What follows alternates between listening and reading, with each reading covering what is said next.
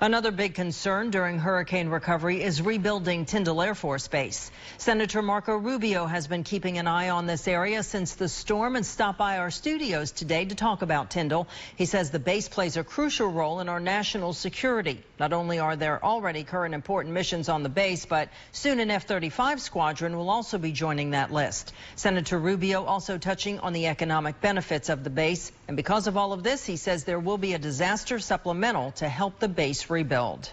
We do have to begin the rebuilding process. Whatever bill ends the government shutdown, when that happens, I am confident it will have disaster money in it, and it will have Tyndall money in it to begin that process. Senator Rubio says there is no say yet on how much money Tyndall will receive to rebuild, but Tyndall will get the funds needed to bring the base back to its former glory.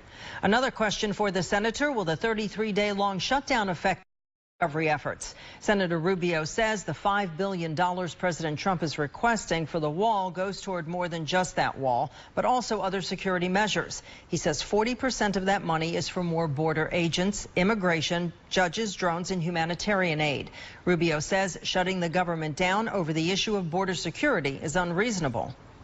We want to end the shutdown. I don't like the shutdown. I think it's stupid, to be frank.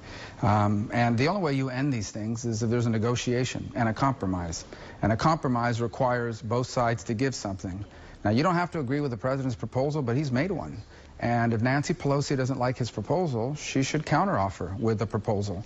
But instead, her counterproposal so far has been the president gets nothing. And that's not a reasonable, that's irrational. It's not a reasonable reaction.